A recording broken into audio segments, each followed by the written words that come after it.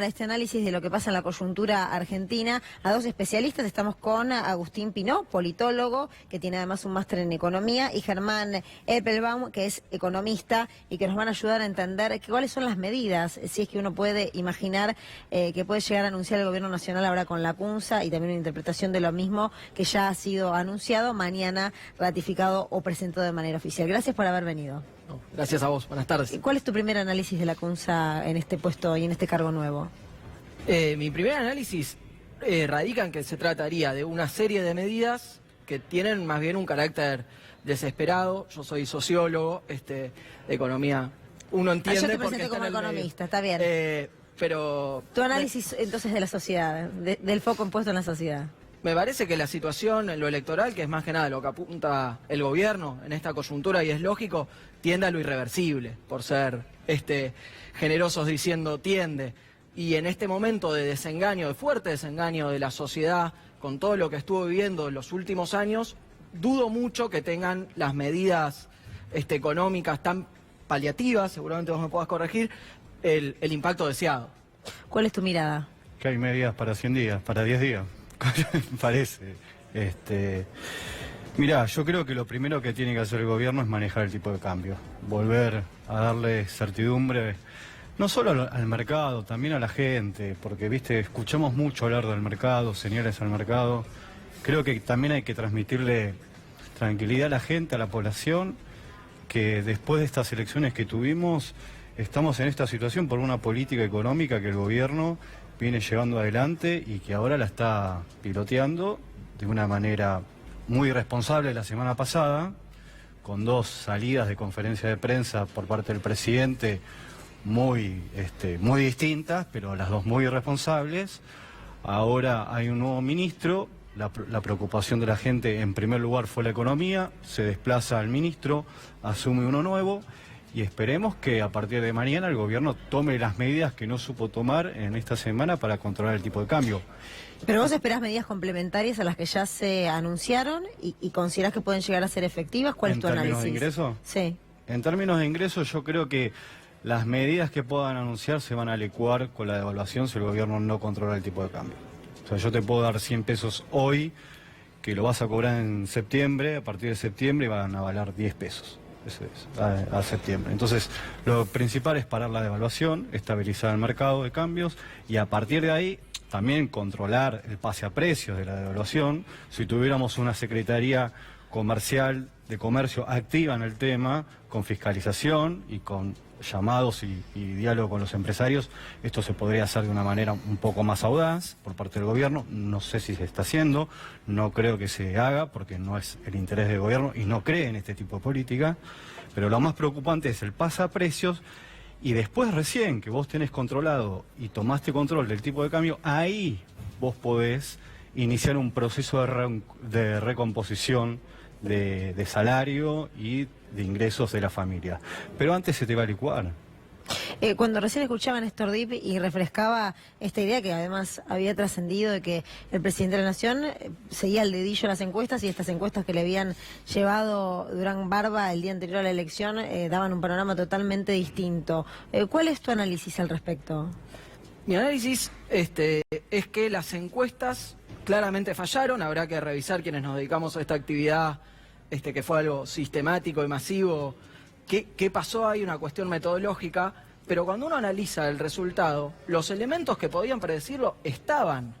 Era muy evidente lo que iba a suceder claramente con el diario del lunes, pero podemos encontrar una explicación. La gente realmente le está pasando muy mal.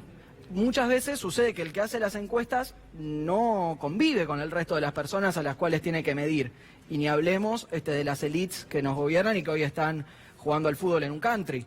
Pero realmente el hartazgo de la gente se venía viniendo. Por eso muchas encuestas, cuando analizaban en el plano local, como bien marca una nota del periódico Cenital, colega de la casa, claro, marcaban el hartazgo de la gente. En el mano a mano, en el cara a cara, eso se está viviendo. La gente le está pasando muy mal. Hay un momento en el cual me parece que los papeles se queman. Uno puede tener muy buenas estrategias de comunicación, marketing, fotos, Antonia, el perrito, pero la gente la está pasando mal. Y como decían algunos, en el 2015 el candidato terminó siendo el proyecto. Y este proyecto terminó muy claro para las grandes mayorías cuáles eran sus intereses.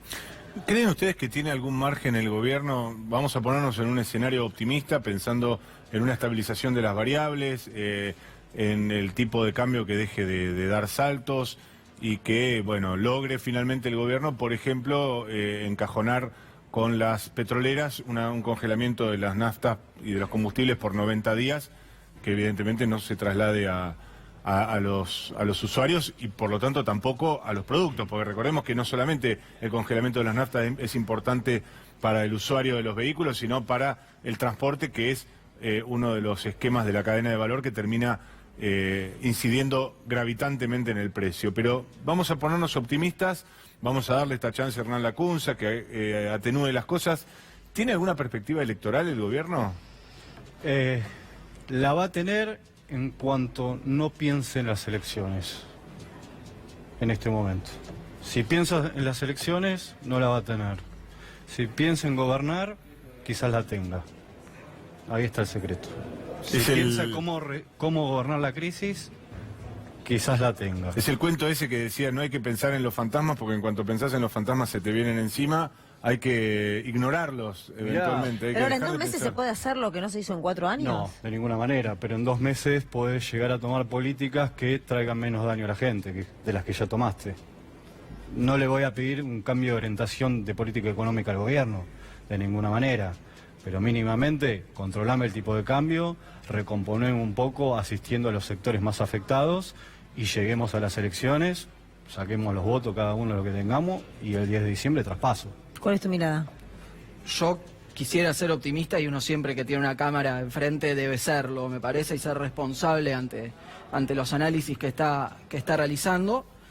Quisiera que esto sucediera así por las grandes mayorías que realmente le están pasando muy mal, pero entiendo que si el panorama todavía sigue calmo, si no se producen grandes disparadas y demás, tiene que ver con que hay una salida política posterior al 10 de diciembre. En Argentina, cuando hubo grandes estallidos y situaciones descontroladas que terminaron afectando a quienes más lo necesitaban, se dio porque no había nada después.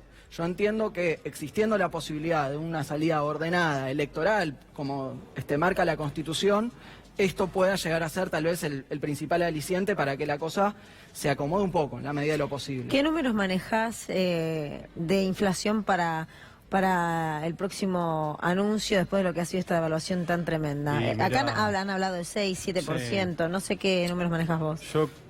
Lo que se está viendo es el traslado de precio empezó, vamos a ver cómo se siente esta semana, pero dio un promedio entre el 15 y el 20% en lo que es canasta básica, básicamente. O sea, después otros rubros también son importantes, pero estamos concentrados en el tema alimentos hoy. Yo creo que vamos a tener de pisos un 5%. Inflación se va a seguir manteniendo alta en septiembre, todo igual va a depender del movimiento del tipo de cambio, si el gobierno puede manejar esa situación. Hay que tener en cuenta que... Perdóname, pero cuando vos decís manejar, cuando ya trepó lo que trepó en tan poco tiempo, ¿cuál es tu preocupación, tuya o la de todos? ¿Que siga subiendo vos tenés esa diferencia? En letes del Tesoro en pesos y en dólares, a corto plazo, que le tenés que hacer frente.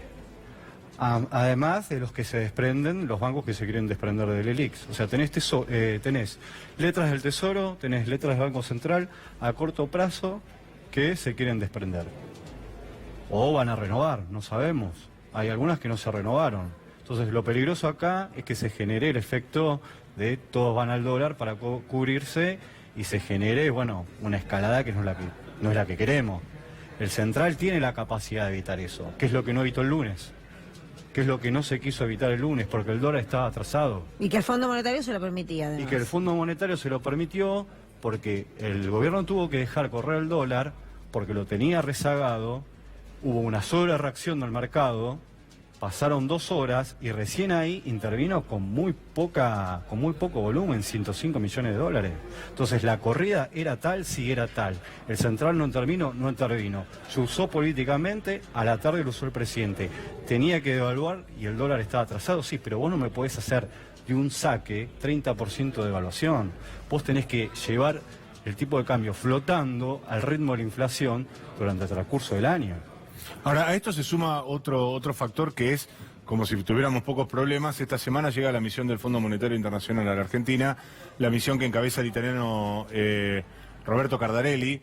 Y sobre esta misión hay algo que no es un dato menor. Estamos, y lo conversaron, esto es muy interesante, lo conversaron Alberto Fernández y Mauricio Macri en la charla telefónica que tuvieron durante este fin de semana, donde Alberto Fernández le dijo, bueno, ustedes van a tener que ir a explicarle al Fondo Monetario por qué no se cumplieron las metas, y según recogen varios de los cronistas que hicieron la reconstrucción de esta conversación, el presidente le dijo, nosotros cumplimos todo lo que nos pidió el Fondo Monetario, a lo que Alberto Fernández le replica, pero por favor, ¿quién lo está asesorando, presidente? Porque incumplieron en el tipo de cambio, incumplieron en la meta de inflación, incumplieron en la meta del déficit, todo la estructura del acuerdo con el Fondo Monetario está cabalmente incumplida. Entonces, bueno, partiendo de esa base, esta semana llega el jueves la misión del Fondo Monetario Internacional, que tiene pendiente antes de fin de año un nuevo desembolso, 5.400 millones de dólares, que hoy es el agua en el medio de un desierto. Hoy es una cantimplora en un desierto, y sin esa cantimplora los pronósticos la verdad que son muy severos. Hoy a la mañana hablaba con Mariano Kestelboim, un economista, que él ponía en duda el desembolso final del Fondo Monetario Internacional para este año respecto a la Argentina. Decía, cabe la posibilidad, están las dos visiones. El Fondo Monetario está jugando casi el 60% de su cartera de préstamos en la Argentina. Si deja caer a la Argentina, cae junto con la Argentina, por lo menos en el corto plazo cae también. Pero otros dicen, bueno, en algún momento el Fondo Monetario Internacional tiene que darle una lección a la Argentina como incumplidor serial. La pregunta es, ¿qué va a pasar con esa misión? Y la traslado a nuestros invitados. ¿Tenemos que preocuparnos, además de todo lo que nos está pasando en la economía doméstica, de qué vaya a responder el fondo? Sí, a ver, la situación claramente me parece que es preocupante, pero en última instancia lo que prevalece siempre es la negociación política. Por eso, a lo largo de nuestra historia hemos estado en situaciones realmente dramáticas con el Fondo Monetario, endeudados hasta niveles altísimos, y sin embargo distintos gobernantes pudieron tomar distintas alternativas. La economía no es una cuestión de ecuaciones, simplemente de matemática, como si hubiese un solo camino. Yo creo que, y soy firmemente convencido, que al tratarse de relaciones de poder, de conflictos de interés, y de poder de decisión sobre el prójimo, como en este caso el Fondo Monetario, siempre está una posibilidad de ser más astuto. Obviamente el panorama es realmente preocupante, pero eso no significa que uno tenga que aceptar todo aquello que se nos dice, o que las negociaciones siempre salgamos perdiendo y de la peor manera posible. Tiene que haber una alternativa. En un ratito